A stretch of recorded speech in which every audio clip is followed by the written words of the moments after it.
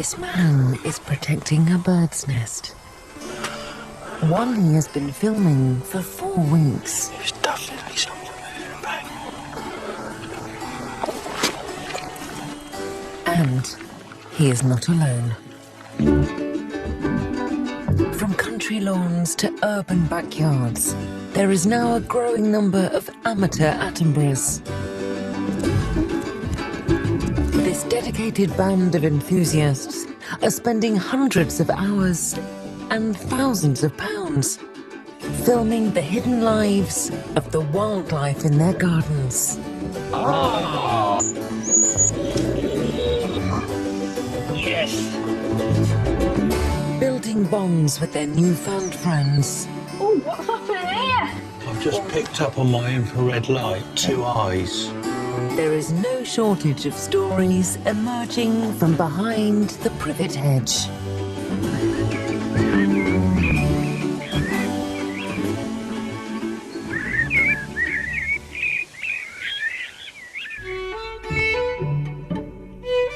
Fine day in prospect, a lot of dry weather around. Top temperature of the day could easily push to 24, 25, and I suspect most areas will be comfortable. Summer has arrived in leafy Suffolk. Across one sprawling half-acre lawn, all creatures great and small are welcome to make a home. But this is a wildlife garden with a difference. The animals here are under 24-hour surveillance. The first thing I think about when I wake up in the morning is the cameras. And it's the last thing I check when I go to bed at night. No creature can escape the owner's all-seeing eye. I've got a camera in the nest box in the front of the house, 2 on the blackbird, 2 on the bee box, 1 in the blue tip box, squirrel box, hog box, owl box. Well, I've probably got nearly 30.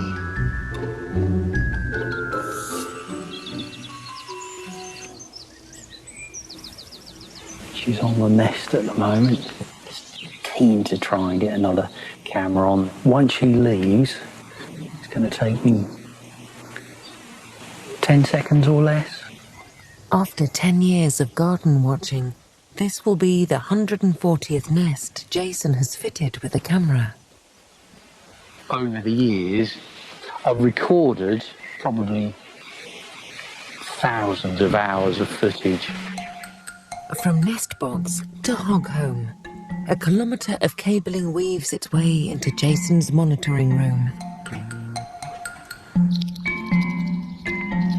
I've got the ability here to have my own little mini spring watch 365 days of the year. And I pretty much spend 365 days of the year watching the cameras. While his wife is at work and teenage son at school, Jason watches over his garden wildlife characters and streams his remarkable footage live across the world. Oh, this is the kind of stuff I never get bored of seeing. The latest object of his fascination is a family of robins. Robins are my favourite bird in the garden. You see just how intimate their relationship is, and you hear the female chattering away to the chicks. It's a lovely family scene. It's difficult not to see parallels with your own life. If the chicks can survive 5 more days, they will be ready to fledge. For Jason, watching his garden guests fly the nest will be the highlight of the summer. The British garden comes in many shapes and sizes. On a new build estate in Somerset, one couple are making the most of their 8-metre square pocket of green. The wildlife here may be thin on the ground, but they've come up with their own way of bringing the garden to life. Right, we're on. Guys, what are we filming today? We are going to film tadpole tails number 3, because the weather's perfect. We had frogs born in the pond for the first time this year, which is really exciting. And we thought, why don't we film it through, its whole sort of sequence of, egg, tadpole, frog. It's like a Didi wildlife thing, isn't it? Because I present, we use the aspect in it to make it more interesting, put somebody in there that can link all these bits together. Otherwise, you've got just footage. And people think, well, it's great, nice. But it's only a tadpole. Okay. I have my container and I have my net. So let's do a bit of pond dipping. L.B. Loxley, as he calls himself, has always had a passion for wildlife. When his wife Amanda picked up the camcorder 5 years ago, L.B. saw the chance to realise his childhood dreams of presenting. What I love about this hobby is that you never know what you're going to get. Since then, they have reported from every corner of the garden. The animals we see most are mainly insects, damselflies, butterflies and bees. We also get bees and beetles. Bees and beetles. I don't know what I did before. Right, time to check the trap. This filmmaking duo now have 82 films on their YouTube channel. Great, look at that, he's got back legs. He's got back legs. He has back legs, yes. This summer, they are hoping to turn their amateur passion into something bigger. Are you selling these films? I don't think there'll be much of it big enough to sell. But the thing is, you don't know who's watching it on YouTube. It comes a time when somebody might say, I like that, could you make that into a thing for me? Yeah, sure, we'll do it. So David Attenborough, Chris Packham, Simon King, they've achieved it. I'm still climbing the ladder. It's got to be good tadpole tails, this is. I don't know how many we're going to do till we finish. He's got the back legs, got the front legs to get. As the sun rises over the capital, the rat race begins. Between concrete and cars, the wildlife here must fight to survive. But you'd be surprised what you can see and hear at the bottom of one West London garden. Oh, that's endearing. How could She cocked her head up, do you see how that? could anyone not say that's endearing? Oh, she looks a good weight. Lovely red coat. I love the way she looks at the camera like that. It's like, thanks. For married couple Mark and Rod, their daily routine begins by checking on the activities of a nocturnal visitor. So this morning when he started going, oh my God, come and have a look. I knew that he was very happy with what he caught on the trail cam. The night cam footage shows from around 10:30 last night, we had an entrance from the new boy on the block. We were able to establish this was not Eton, this was not Cambridge, this is actually Eton's boyfriend. This is the new guy on the block, really excited to see him. He's got a nice leopardy shape to the head, hasn't he? Yeah.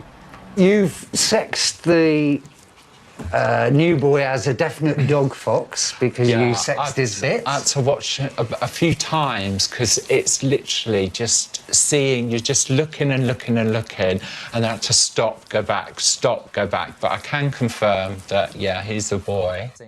When they met 25 years ago, the joys of fox watching weren't high on Mark and Rod's agenda.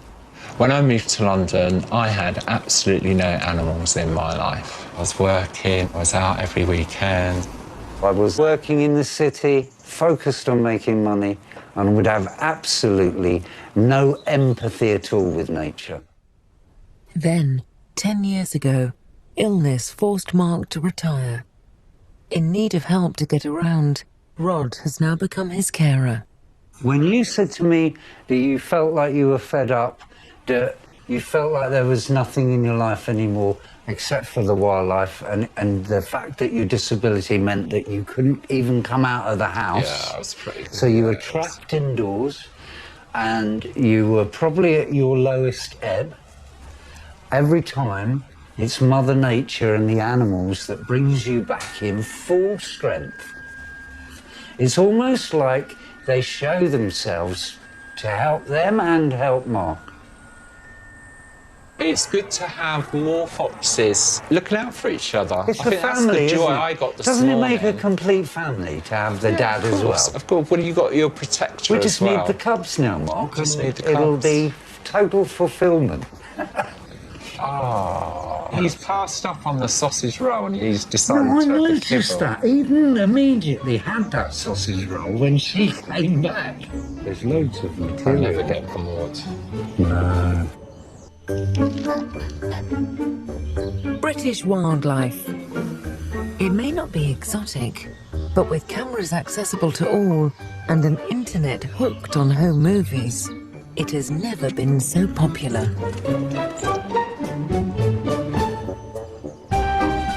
On a housing estate in the Midlands, one of Britain's most devoted nature lovers is 15-year-old Georgia.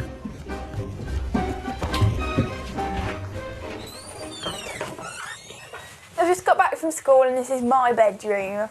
It's all wildlife based, different things to do with wildlife.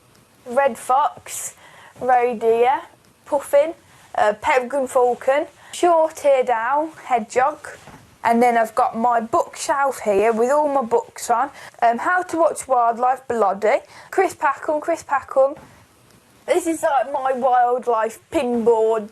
That Mike Dilger, Simon King at the Bird Fair. Now, that was when I met Chris Packham last year, I think it was.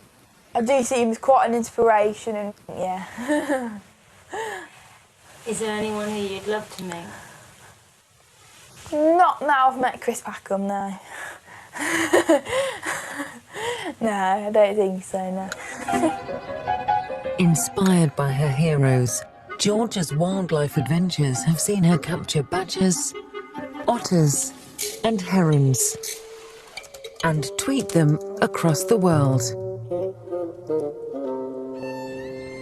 But in the garden at home, she has to compromise. Because it is a family garden, I got my mum, my dad and my brother here, and I've got to share it a bit. This is my bug hotel, one of my favourite features in the garden and what I'm generally proud of. Here's my wild area. It's definitely one of my favourite places in the garden. I've cordoned it off with like bamboo so my mum doesn't accidentally go over it with the lawnmower because I'd be quite devastated if she did. It's nice just to sit there and with my camera getting pictures through the grass and through the hawthorn hedges. It's like a completely different world to me. She may only have one trail camera bought with her pocket money, but no matter how humble the creature, all are special enough to appear on Georgia's blog.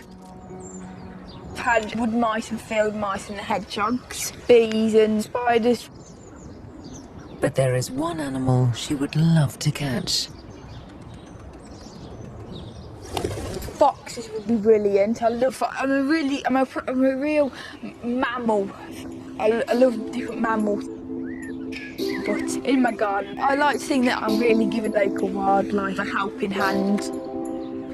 Even if it's in the middle of a housing estate, they've got somewhere to come in and just be.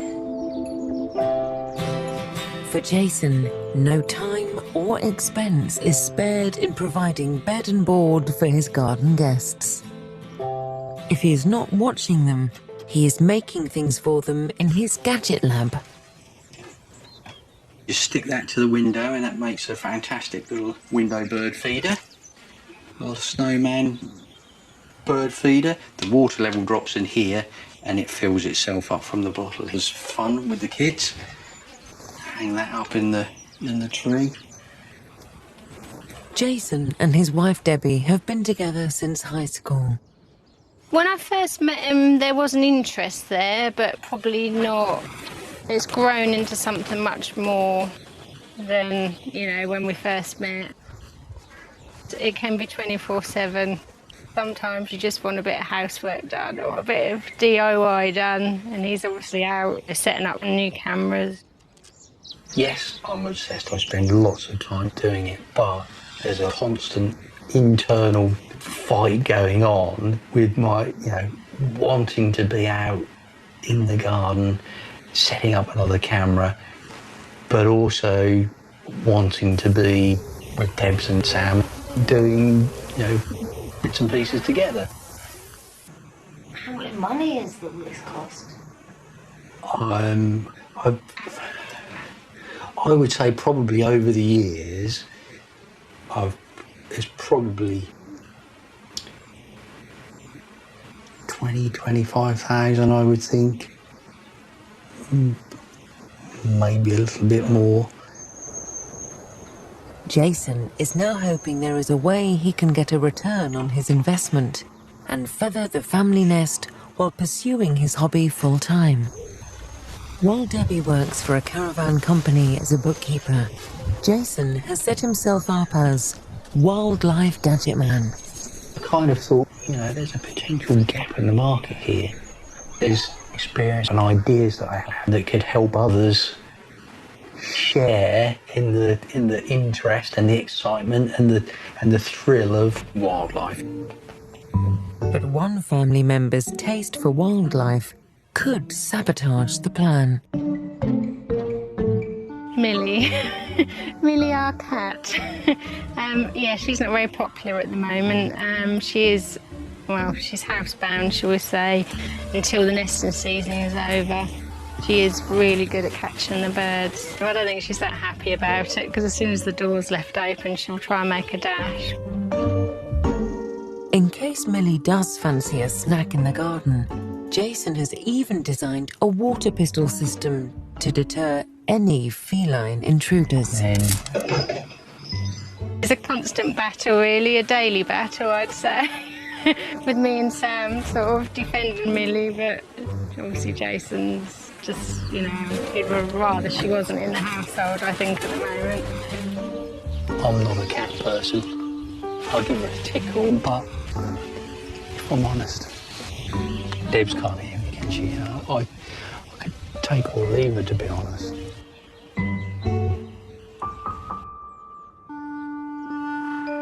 I've just seen a frog. Let's pop him back and see if we can find any tadpoles instead. Over 200 miles away in Somerset, Amanda and LB are putting the final touches to their latest video. What are you doing, LB? Just putting down some dubbing for Tadpole Tales 3. All the dubbing that we do for any programme is always done this way. It's standard. When Amanda met LB at 17, he was already far from conventional. His entire bedroom was done out like a 17th century study with candles. And he would leave his window open at night so that in the morning he could collect the moths off the window or the ceiling or something. He used to collect all sorts of different birds and bits and pieces that were injured and look after them. And he used to dress up in his 17th century costume to do his diary. I used to believe that I was born in the wrong time, that I was kind of transported from here, from the 17th century, which is what inspired me to write my diaries, because I called them the Diary of a 17th century Englishman living in the 20th century, which it was at that time when I started in 1984. Since having their first child, who was born with a disability, Amanda and LB have wanted flexible work so they can be at home to help when needed. That's a good girl. While their passion for wildlife doesn't pay the bills, they've started making wedding videos to help get by. Not what I want to do personally, but it puts, it puts food on the table. So that's why we do it. At 52 years old, LB still dreams of greater things. This is the original diary, the very first diary. I wrote a poem in there as well, fair enough. I started with a poem, The Garden. I had this image in my mind of a nice green lawn outside the grounds of a manor house or something big. Old-fashioned walled garden. And it felt so real that, I really thought it was, it was going to happen. Strange what you can believe sometimes. This garden I see in my mind, is it not? In a county of England, in a time I know not. This garden I see, there is me plus 3. We sit and eat cake. I've a dog at my knee. If this garden be real, then let me return. For it is there, not here. To live I do yearn.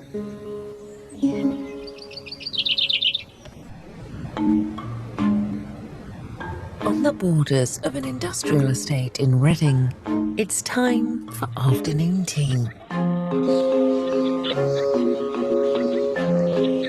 would love to know what's going through their mind. You don't know, do you? You just don't. There is something flying around in there, you know, there's a fly or something in there. Or is it shadow? Shadow from... Yeah, that was massive. That was one of the biggest poos I've seen taken away this last week. For David and Lorna, the wildlife watching bug started when David was given a camera voucher as a retirement present. This is the first season that I've actually done this sort of work, so it's all new to me. Far more technical than I ever used to be, but it's not my forte, technology. The children may have long flown the nest, but there's a 40-foot garden bursting with life. For his first summer of dedicated garden watching, David is hoping to film one of Britain's most elusive birds. There is something spiritual about seeing something as beautiful as swifts flying about. They fly from Africa to this country and they do everything on the wing. It'll be a hard catch for a beginner, but he has a camera-rigged box at the ready, in case any passing swift wants to make it their home. Wildlife is not something that I've suddenly become attracted to. It all goes back to my childhood days, I think. These are some books that I wrote when I would have been about 10 or 11 years old. The biggest part of the day would have been playing in the garden. And in the evenings, I used to come back and I used to create.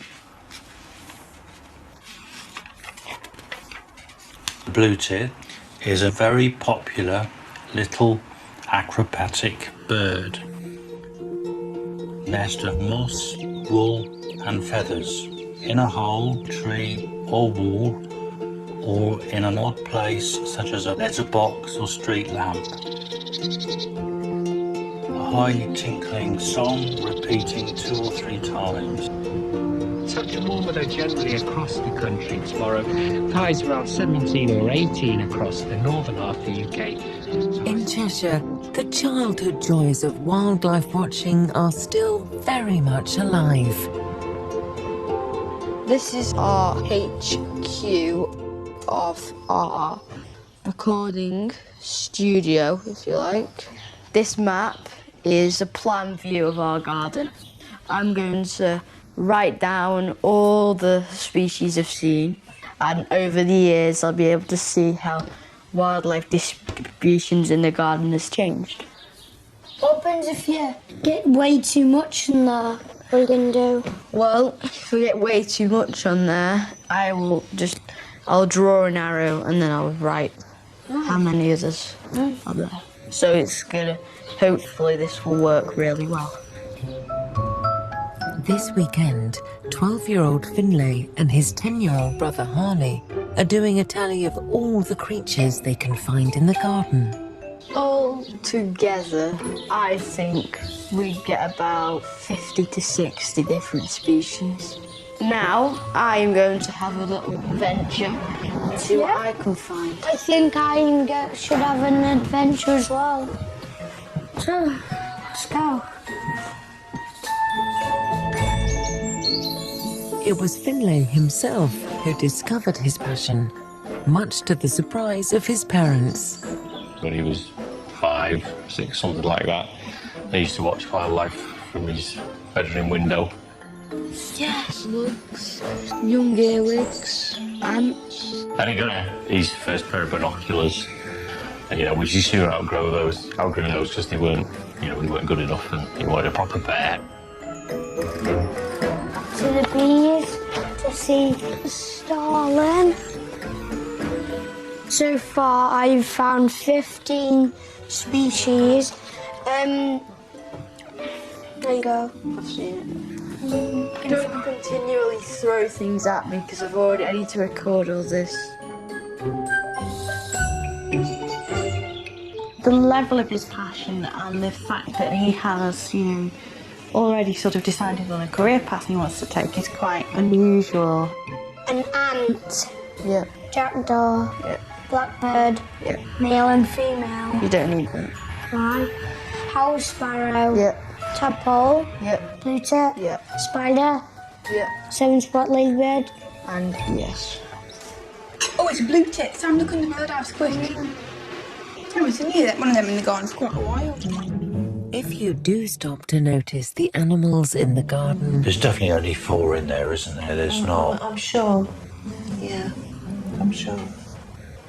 You may soon find that their lives start shaping yours. Fox. There's a juvenile starling on the fat balls. Great tit. Great tit. Oh, it's a donut. That's brilliant, that is. How staged is that? Oh, what is that? Oh, look, there he is there. There's the robin. He's just flew out. That's one of the other ones. That is very promising, that is. That pigeon has just almost knocked a couple of goldfinches off. Bang on the window.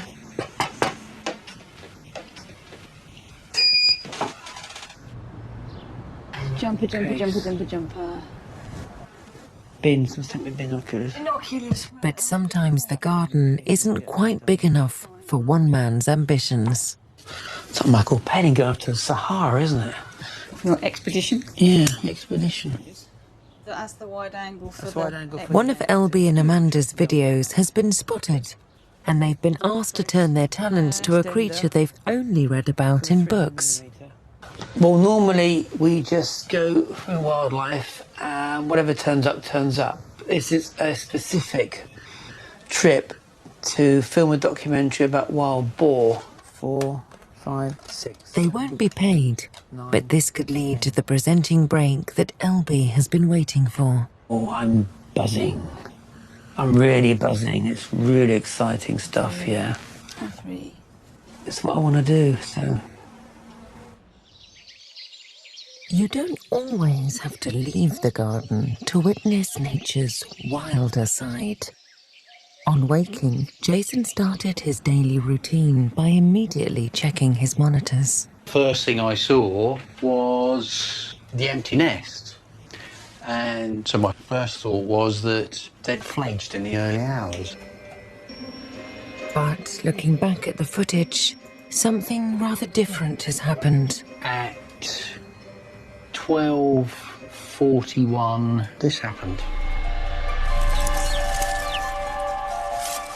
I was absolutely gutted. Within 10 seconds, all the robin chicks are dead. I never usually get emotional, but another 3 or 4 days, they'd have been out of the nest and they'd have had a bit more of a chance. But this enemy did not come from within. A feral creature has been prowling the garden, and it's been caught on camera before.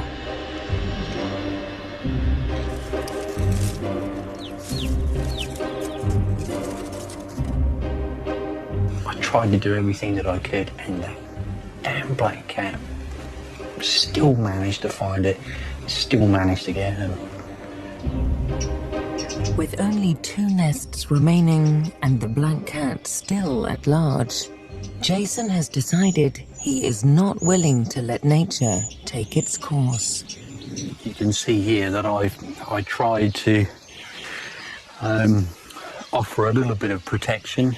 The cat tries and get up either this way or up this way. There's mesh in the way and will hopefully be enough to deter it. If that doesn't work, then I don't know what I can do.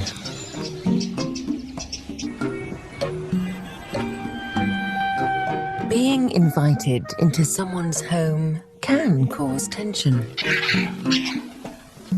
But when you're captured on camera here, there are unexpected benefits to be had. Tell them the news. Well, what's the news then, Ross? What do you mean, what's the news? Eton's got worms. Well, that's okay. That's the news. The news is we caught some Through footage, the footage this morning. We wouldn't know this if we hadn't run the footage, would we? No. Because she doesn't demonstrate this behaviour usually.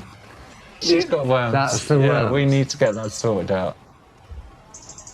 I'd never really thought about any problems that they could have. And then one day, Oscar was in the garden and he brought this little female into our lives. This is Helen.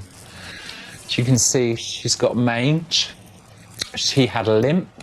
She looked very thin and her eyes were all gunked up with conjunctivitis.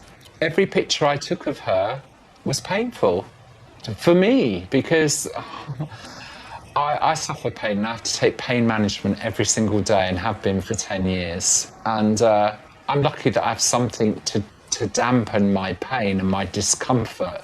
This was the day when I absolutely cried my eyes out and asked Rod, what could we do?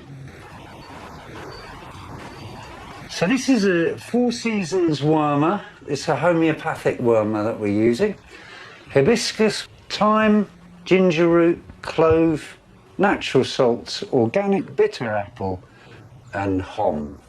Okay, so these are some sausages we prepared last night. They didn't get them last night because they had sausage rolls last night.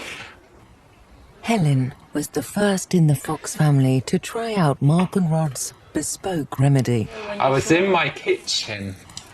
I don't know, it was just joy, just sheer joy.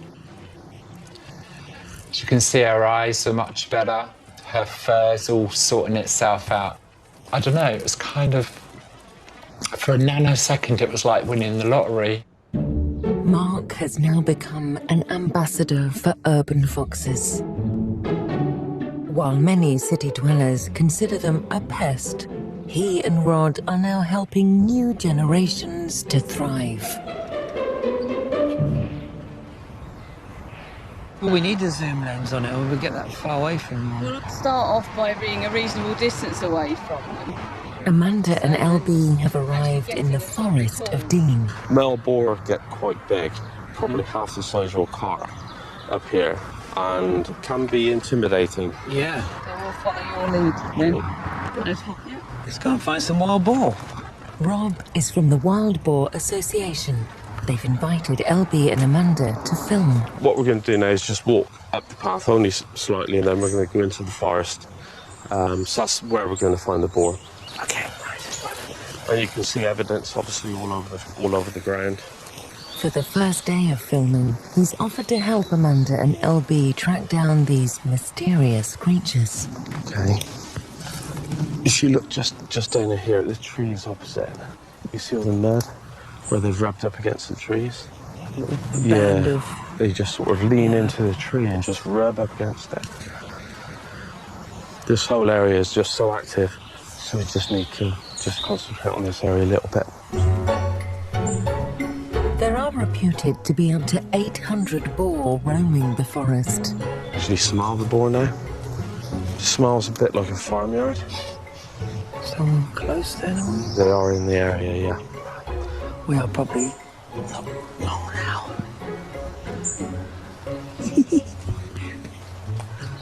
Where'd they go?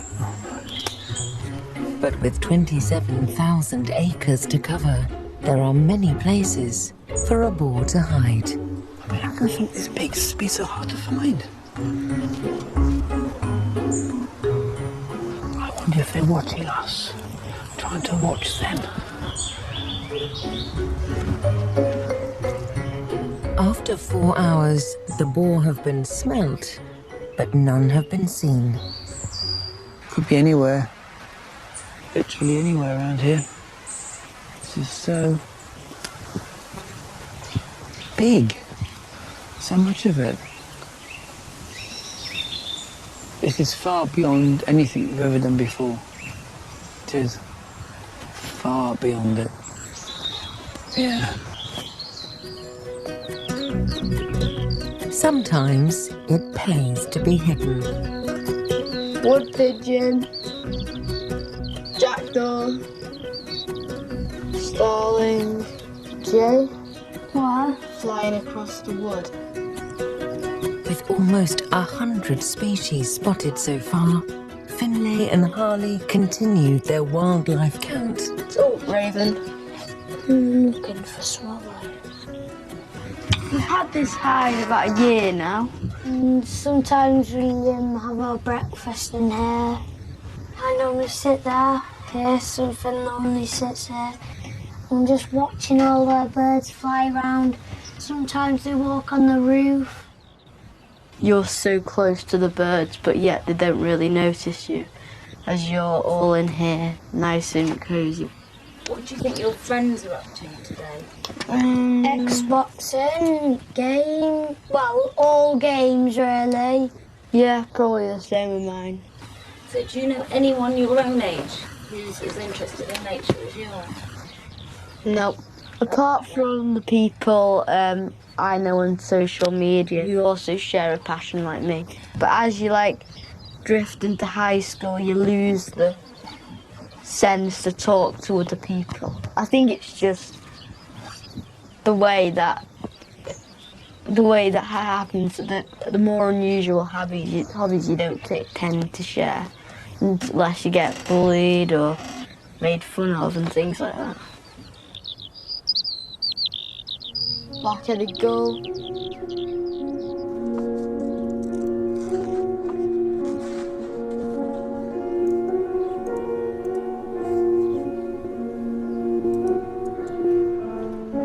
My hobby seems to be quite different to most people. I suppose I know a lot about one thing, and it's wildlife and outdoors and stuff. I seem to be quite alienated from most people. I like to just keep myself to myself.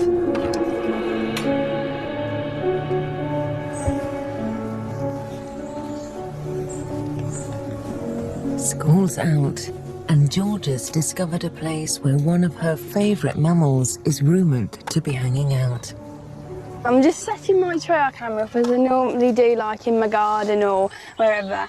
But I'm actually on an area of my school field.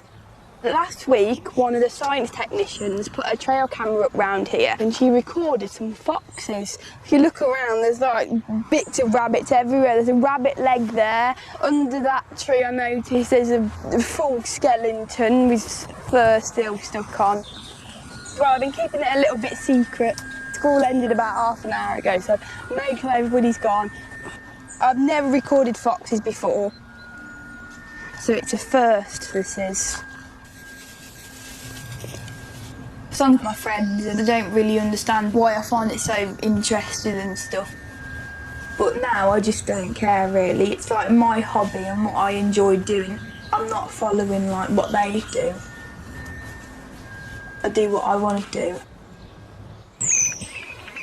Oh, what was that noise? That wasn't oh, that was a blackbird.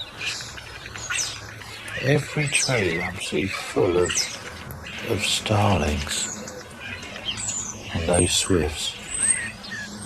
David has decided that watching and waiting is not enough. Sure, I haven't forgotten anything. I think I've got He's everything. dusted off some old technology. CD player.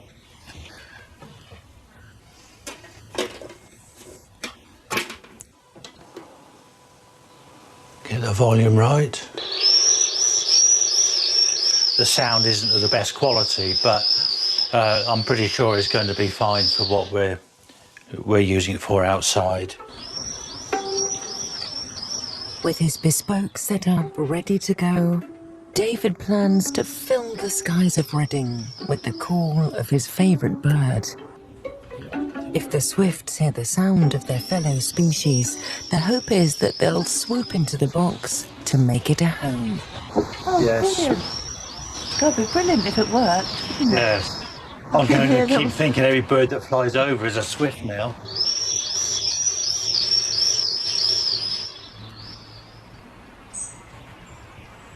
A long way from their garden, and with no sightings of boar, Elby and Amanda are making the most of what evidence they can find. I was hoping for the three, you know, the possible routing, the footprint, and the boar poo. Well, you could skip the footprint and you could just do rooting and poo. True, I could, yeah, that's true. It's really important. Something he's wanted to do, so it's so much bigger than bits we've put together before just for us. So imagine the scene. Boar stood up, head down, get away. If he had the chance, he would be doing this all the time. And he really would be gutted if we got nothing here. So just imagine the boar's here, up here somewhere, head down, rooting around in the undergrowth like this. If he's happy doing it, I'm fine with that, I'll go with that.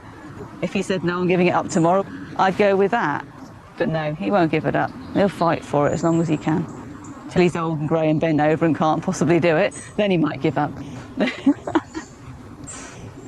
Trouble is now, I want to go, I want to get going, get it, you know, get into the presenter mode, as it were, you know, when you want to just do it and get it done. I don't want to lose the energy, because you do kind of build up an energy for this. You know, I'm sitting here trying to psych myself up to being a wild boar. Deer, over the back. It's fallow deer, just run down the side there. Wow. She's got that on camera. Oh, she's like lightning when there's wildlife. I used to be like that myself. But I need the sun cream. May not be a boar, but it's wildlife. You've got something to show people at least. Where's she gone?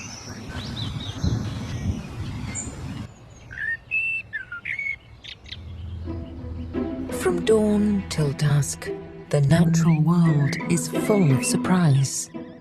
But when the sun begins to set, even more lies in store, as a whole new parade comes out after dark. While recording nocturnal happenings is challenging enough, but the most spellbound of them all, there is no greater thrill than witnessing wildlife at night. Saturday night, it's 9:45, and basically I'm trying out another different technique for moth trapping. It's a bit of a last minute one, and hopefully it'll attract some moth. Right, let's christen it then.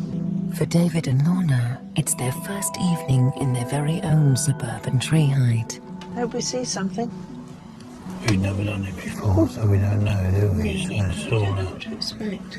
No. The Swifts have probably gone to bed. Finlay and Harley are hoping for a catch that will boost their wildlife tally. Well, the moths will start appearing soon. And there are bats and hedgehogs to look forward to as well. Here's my station all set up. I've got the camera, dog food, mealworms there, and hoping some clean water. So hopefully I've done all I can now to try and lure him into the garden. Now, we will have to wait. Oh, this is lovely. I love this. I do. And the idea is to keep quiet. There's a moth, look at that. So we have to be quiet. Loads of moths about.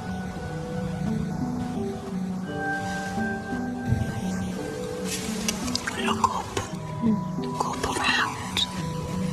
You're not going to see any on the floor. Finn, look at the moth trap. There's loads of moths. Well, there's two. You know, some a bird flew into the tree. Just look out. Oh, bat. Did you see that? Did you see that? Did you see that? Did you see that? It went just over our heads. Did you see that, Summer? Yeah. Right, here we go. The excitement's starting now. Oh, there. What? I've just picked up on my infrared light 2 eyes. Is it a cat? Oh.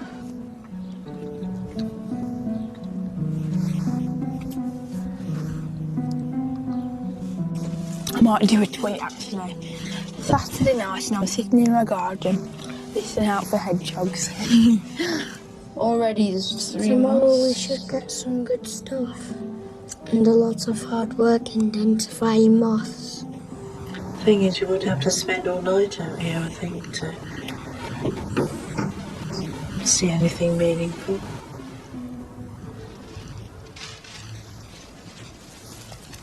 Tonight overall, there's been the moths. This new moth idea hasn't been the best, and so I know that's.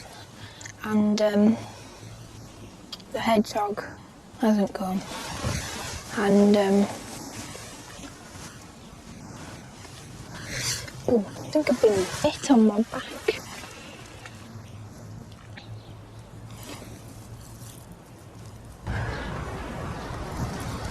When the sun rises, the watch continues. For Mark and Rod, caring for the local foxes has become a project that they can share together. It'd be nice to see if Ethan had taken it, wouldn't it? Yeah. But I'd like to see that the boy's back. The new boy on the block. Lots of the cat. Another one. Look. It's laying down. It's chilling on the lawn. Look. Clearly. Look. Look.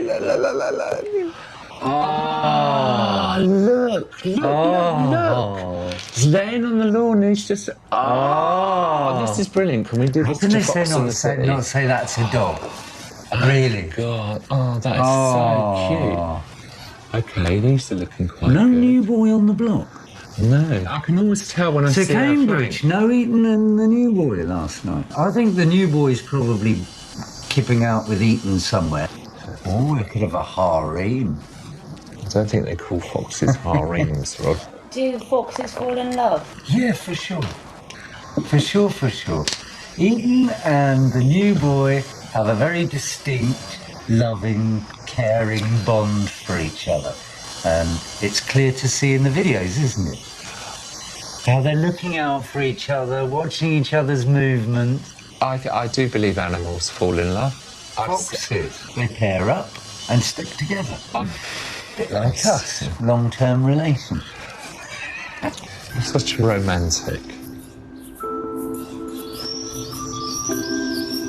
Today, the skies over Reading are distinctly lacking in swifts. But being a Thursday, David and Lorna have plenty of other things to be busy with. Well, we decided when David retired that we would have what we call a me day when we each do our own thing. And that, in theory, is a Thursday. We do most things together, but that was the idea, really, that you could do what you wanted without feeling that you're upsetting the other one. What I'm doing at the moment is just creating a habitat for the mice. It's going to be what I'm hoping will be sort of a little area where they will ultimately build any nests or create an eating area. He's always finding something to do, a project or something. And we built that, what we call the bandstand. He just decided he would do it.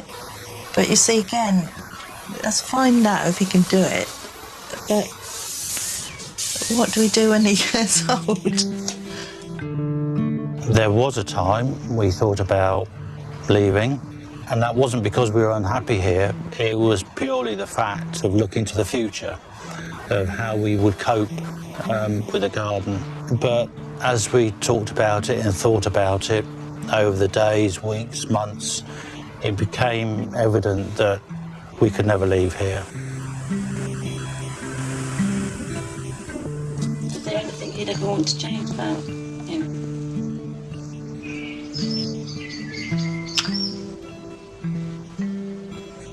Not really, I suppose. I've been together too long to. Perhaps he could, I say be a bit more romantic, but he is in his own way. I think he can't say things. But I spent, I say, a lot of time looking after his mother. It was a lot of time. When she died, he left me a card on the kitchen worktop with a necklace just to say thank you for looking after Mum. So I think he finds it difficult to say these things. I mean,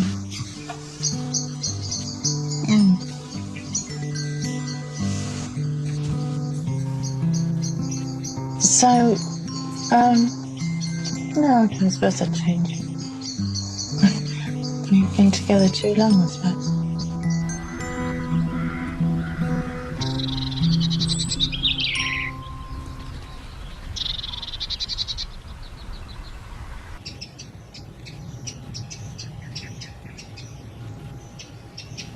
Well, it's now 5 to 4. And I've been watching the nest since I woke up this morning, so 10 hours or more. It's amazing how they can do wing exercises in there. Could you tell me how you first became interested in gadgets? Yeah, well, I know, I can remember exactly when that was. My father was diagnosed with renal failure when I was very young. So I grew up with him dialysing on a kidney machine. The situation with my dad really made you appreciate the simple things like having a kickabout in the garden with your dad. It meant so much more to us, to me and my brothers, because we knew that for Dad to do that, he must be feeling really well. He's having a good day. So it meant so much more.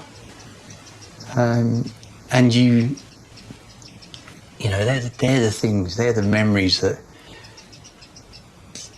stick in your mind.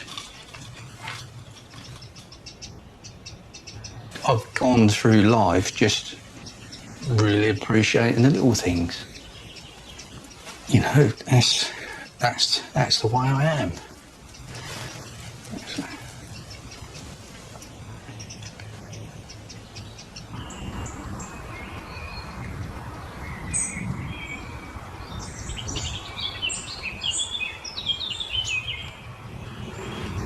Could you tell me when Loxley was invented? When Loxley was invented, it goes back a long way. For my sins, apart from this, my hobbies are singing, songwriting. And I used to perform in pubs with my brother-in-law. And I wanted a name that was a bit different, that people would remember. Don't mind my real name, so I revealed it. I don't normally, it's in a secret, but okay, it's Lee Barton. But I hate it.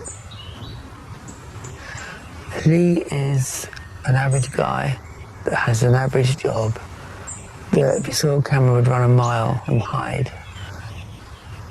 I always had the desire to do what I'm doing now, but I didn't have the guts to do it. You know, I just wouldn't have been able, he wouldn't have been able to do it. He couldn't have done it. So there had to be a change. Or, you know, you spend a whole life frustrated, you know. I think if Lee was an animal, it would be a tortoise. Loxley, I would say, is probably a lion or something that sees something and just goes for it, you know, claws out, grab it.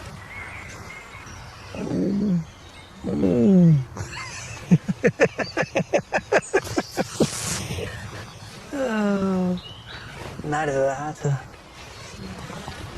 How are we doing on the forefront? Dead as a dodo. Dead as a dodo.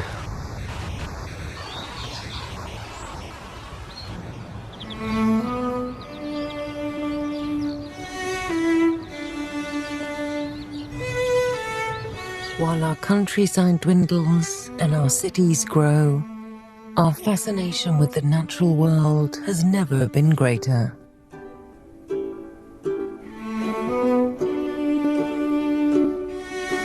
We may see it less and less for real, but there's a comfort in knowing it is still there.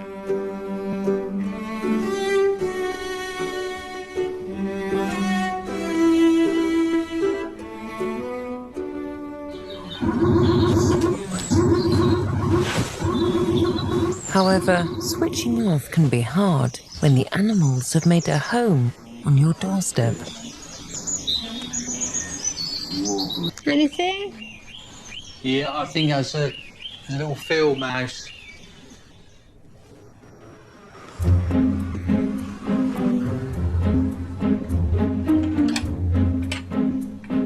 Fearful that the black cat will return for the 2 remaining nests, Jason is going further than he has in 10 years of garden watching. He is going to camp out under the baths. Every night, the first thing I have to do is pump up the air bit because all the air's come out. I'm not going to be able to catch it. All I want to try and do is buy time for those chicks until they fledge. One more flick through the cameras.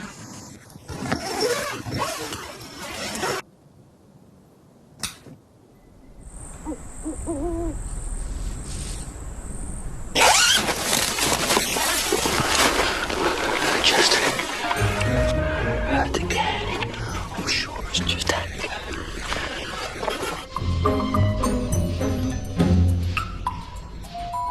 Just saw his eyes. Jesus. My last breath.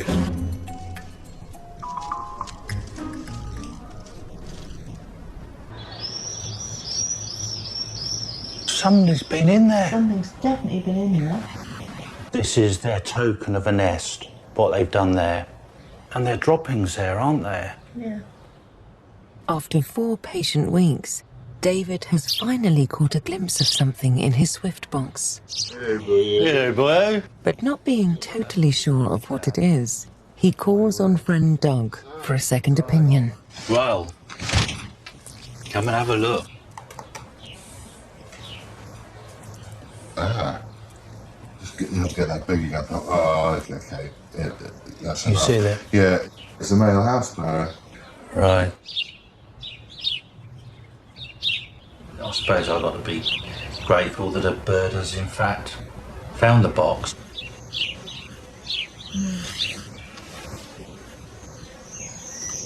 Swifts.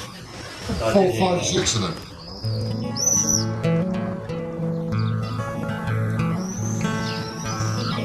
There we go. Come on. Here they come. Here they come. 5, 6. Oh, 5. That's the sound of summer. Oh, look! That's unbelievable, isn't it? That's amazing. They know something's good about this place. This has just got to be an absolute bonus today. Georgia's about to find out the results of her secret filming project. With her trail camera in her school bag, she is hoping to have captured foxes for the first time. Whew. I'm looking forward to this. What have I got? Oh, there's 3 foxes. Oh, that's brilliant. Oh, this is super. They can see the trail camera. They're all looking at it. Their eyes are big. 3 foxes. That's. Oh, what's happening here? Whoa, what was that all about then? He looked like he's having a fight with the other one. Oh, we've got some fighting, playing going on here. Oh, he's really scared. He's not sure what the trail camera's all about. Oh, that is so lovely. Oh, I'm so happy. Oh, that's brilliant. It'll be brilliant to share on my blog and on my Facebook page and Twitter as well to show the people what I've recorded. And also, it's on the school field, so it's just weird how, like, most kids would go to school, learn all the lessons and everything, and not think about what's on the school field.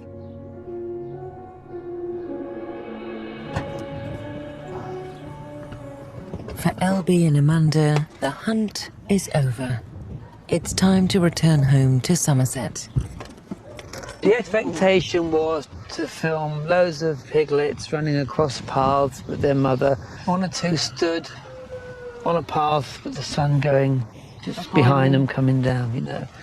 Sort of shots you dream of having. That was the pipe dream, I That was the think. pipe dream, but The of course the reality was no ball.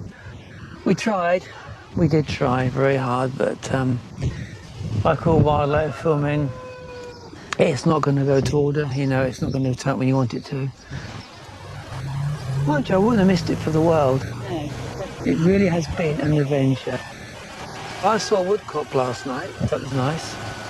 Loads of deer. Yeah, the fallow deer, we saw the fallow Lots deer, of yeah. deer. That was nice. Beetles. Beetles, yeah, we saw some beetles. Saw a bank vole.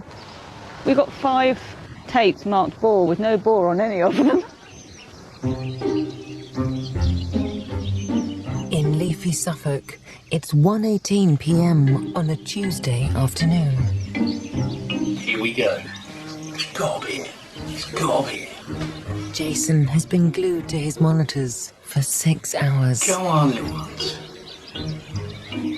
Go on, go, fly. Fly, go. Camping out for 7 nights has not been in vain. He's on! Yes, that's the first one gone. Go. Yes, that's number 2's gone. Come on. That's number 3 out. Number 3 on the perch. Really is thinking about going. Oh! That's the 4th one gone. 1 left. That's the last one gone. And it's gone. Oh, job done.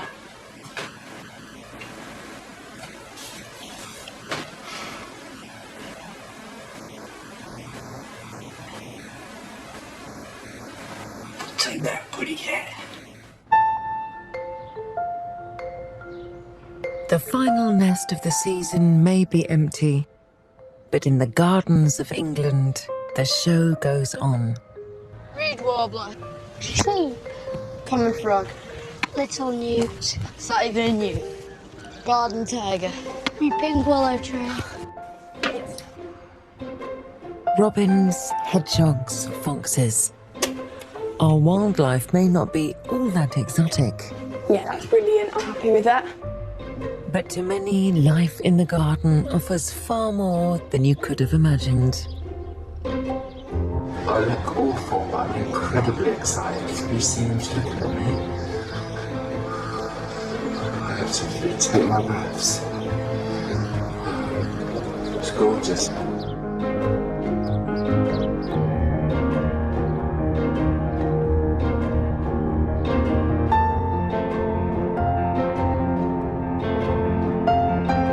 Okay.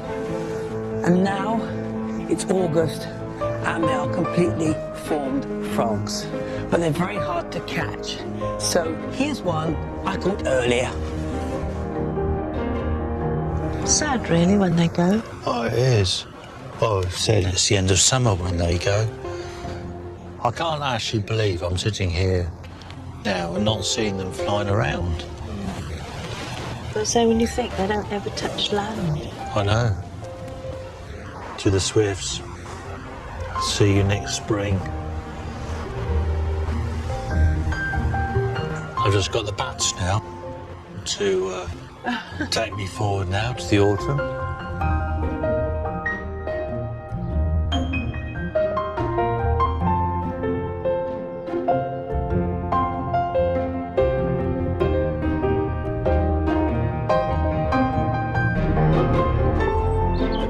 The team are about to discover an agent with a terrifying agenda. Drama with the game, which continues tomorrow at 9. And slightly more light-hearted, there's comedy on the way next with Rory Bremner's election report.